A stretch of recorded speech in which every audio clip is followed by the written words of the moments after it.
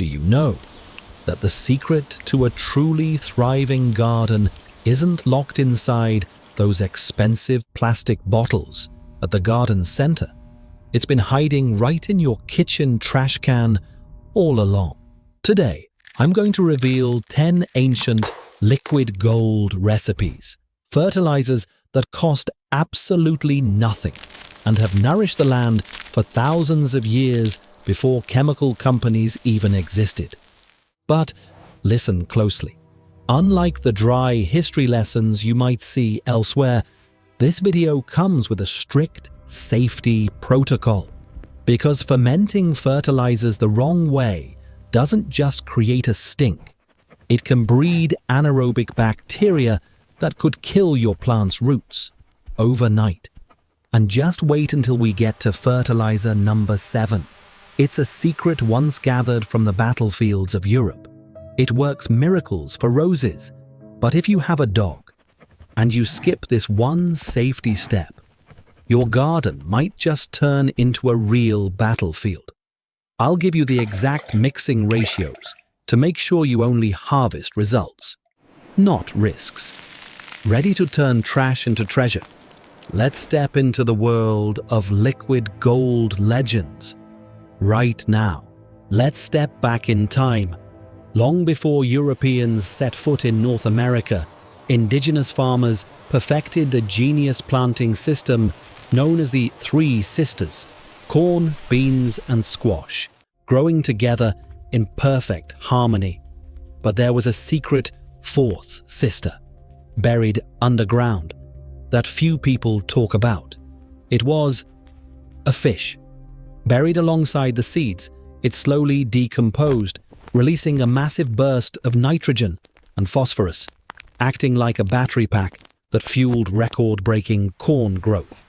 Today, you can recreate this magic by fermenting fish scraps in water to create fish emulsion. It sends leafy greens into absolute overdrive. But hold on, this is where our safety protocol kicks in. If you follow the ancient way and bury fish directly, and you have a dog, or live where there are raccoons, you are in big trouble. The scent will trigger their digging instinct, and by morning, your garden will be destroyed. The safe solution: if you bury it, go at least 12 inches deep and place a heavy rock on top. Or better yet, use the fermentation method in a sealed bucket with a tight lid and a quick note on the smell. This process creates a stench that is challenging. Do not place your brew bucket near bedroom windows or your neighbor's patio, unless you want to start a feud. Leaving the land, we head to the sea. For thousands of years, coastal farmers from Ireland to Japan knew a secret. The ocean's gift could feed the earth. That gift is seaweed. Modern science confirms this. Seaweed carries over 60 trace minerals. But the real secret lies in cytokinins, natural growth hormones that spark vigorous cell division. Water your seedlings with this. They shoot up. Use it on stressed plants. They recover miraculously. But here is safety protocol number 2. Salt is the enemy. If you grab seaweed from the beach and compost it immediately, the salt residue will kill the beneficial microbes in your soil. You must rinse the seaweed thoroughly with fresh water multiple times before brewing. The recipe is simple. Place rinsed seaweed in a bucket, cover with water, and loosely lid it. After 3 weeks, strain the liquid. The dilution ratio is 1 part tea to 10 parts water. Don't use it full strength. Your plants can't handle that intensity. Back on land, we meet a plant often mistaken for a weed, but it is actually a natural mining operation. Its name is Comfrey. Ancients called it knitbone for its ability to heal human fractures. But in the garden, it heals the soil.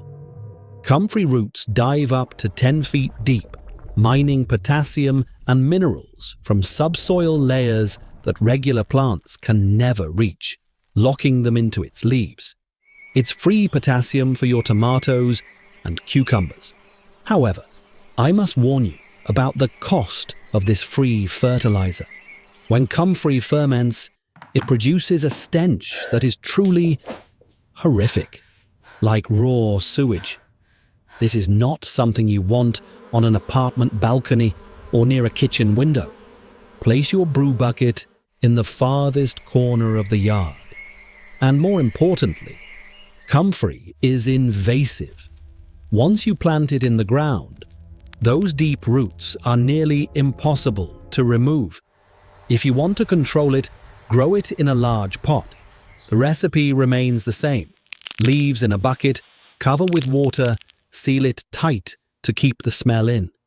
After 4 weeks, dilute 1 to 10. The color should look like weak iced tea. Next is a plant with a rather fearsome reputation, stinging nettle. Roman soldiers once used it to flog themselves to stay warm in cold winters. But don't worry, I'm not suggesting you do that.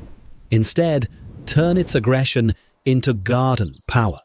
Nettles are incredibly high in nitrogen, iron, and magnesium.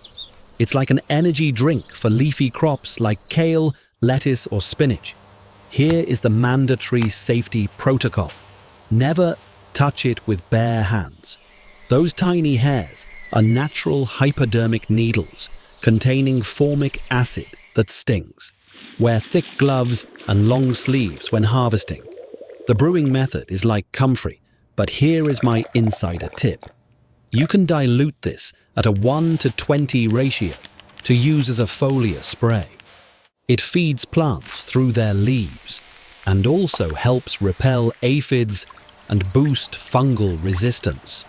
A double win. Now, let's talk about real magic. Have you ever spent money on rooting powder at the store? Stop. Willow trees do it for free. Willow bark contains IBA, the exact rooting hormone sold in expensive jars. It also contains salicylic acid, which helps cuttings fight off bacteria. But here is where most people fail. Fatal mistake number 1, using old wood. Fatal mistake number 2, using boiling water. To succeed, you must choose young branches, new growth from this year, about the thickness of a pencil, with bark that is still green or yellow. That is where the hormones are concentrated. Chop them into 1-inch pieces, and absolutely use cold or lukewarm water, not boiling water. High heat destroys the precious hormones. Soak for 24 to 48 hours, strain, and soak your cuttings in it before planting. The success rate will shock you. And here it is, item number 7, that I promised. In the 19th century, the farmers' thirst for phosphorus was so great that they did the unthinkable. They scavenged bones from famous Napoleonic battlefields, like Waterloo, to grind into fertilizer. Why? Because bone is the most concentrated source of phosphorus and calcium. It is the key to massive blooms and preventing blossom end rot in tomatoes. Today we don't need battlefields. You can save chicken or beef bones from dinner. But this is the most critical safety protocol of this video. If you sprinkle dry bone meal directly on your soil and you own a dog, congratulations. You just sprinkled dog seasoning on your garden. Their sense of smell is 10,000 times stronger than ours. They will dig up your rose bushes to find the bones. What is the smart solution? Don't use dry powder. Make bone meal tea. Simmer your leftover bones in diluted vinegar or water to extract the minerals into liquid form. Then, water only the liquid into the soil base. The scent dissipates into the earth. The plant absorbs it instantly. and your dog won't have a reason to dig. This is how you enjoy the battlefield benefits without turning your yard into a war zone. From the bones of the earth, we turn to the brown gold of the farm, manure. Farmers have always known that grass grows greenest where cattle graze. It's a rich source of nitrogen and microbes. But bringing it into a home garden is a different story. The deadly mistake here is using fresh manure. Fresh manure is too hot. It contains high levels of ammonia that will burn your young plant roots instantly. Not to mention the risk of pathogens like E. coli on raw veggies. Safety protocol: only use aged manure, stuff that is composted for at least 6 months and no longer smells strong. For the safest, cleanest application, make a giant tea bag. Put aged manure in an old pillowcase, tie it tight, and soak it in a bucket of water. After 3 days, you get a light brown liquid. Dilute it until it looks like weak tea. Water the soil. Never the leaves of crops you eat raw. That is how you nourish the soil safely. Now for the most popular fertilizer on the internet, but also the most misunderstood: banana peel tea. Peels are a natural potassium factory, the nutrient that helps plants flower and fruit. Roses and orchids absolutely love it. The viral recipe goes: soak peels in a jar of water, cap it, and wait. Stop. Here is safety protocol number 3. Anaerobic danger. If you soak peels too long in a sealed jar without oxygen, they begin to rot instead of ferment. The water turns black and smells sour. That is a sign of bad bacteria. Watering your plants with that dead water invites root rot and fungus. The right way: leave the lid loose or stir it daily to introduce oxygen. The tea should smell like sweet fermented bananas, not garbage. Or simpler, chop and bury them shallowly around your rose bushes. The worms will do the work for you, much more safely. Do you sprinkle crushed eggshells around your plants for calcium? Bad news. Your plants can't eat that. Eggshells are calcium carbonate, basically limestone. It takes years to break down. When your tomatoes get blossom end rot from calcium deficiency, they can't wait that long. Here is where we need a little kitchen chemistry. Use vinegar. When you soak crushed shells in white vinegar, that bubbling reaction is magic. The acetic acid breaks down the limestone, converting it into calcium acetate. A liquid form of calcium your plant roots can drink immediately. This is an amazing emergency room cure. Dilute 1 tablespoon of this solution per gallon of water. It's like an IV drip for your plants. It works fast. Finally, a gift from fire. Wood ash. Early pioneers called it black salt. It is nature's most concentrated source of potassium and calcium, perfect for squash, beans, and tomatoes. But this is the final and most critical warning: pH level. Wood ash is extremely alkaline.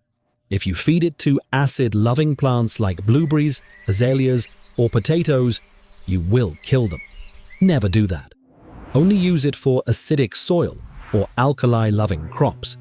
And the safe recipe is 1 cup of ash dissolved in 5 gallons of water. Strain out the charcoal bits before watering. That is how you use fire to bring life, not to burn your garden down. So there you have it. 10 liquid gold recipes from ancient wisdom, from battlefield secrets to kitchen scraps. But remember the most important thing. Nature is generous, but it has rules. The safety protocols we discussed, from burying fish deep to avoid dogs, to aerating your banana peel tea, are the line between a stinking pile of trash and a thriving garden. Don't just follow blindly, follow smartly and safely. Now, I want to know, which protocol will you try first? The root-boosting seaweed or the rose-loving bone meal tea? Let me know in the comments below. Don't forget to subscribe so you don't miss our next video on killing weeds without chemicals. May your garden be safe and abundant.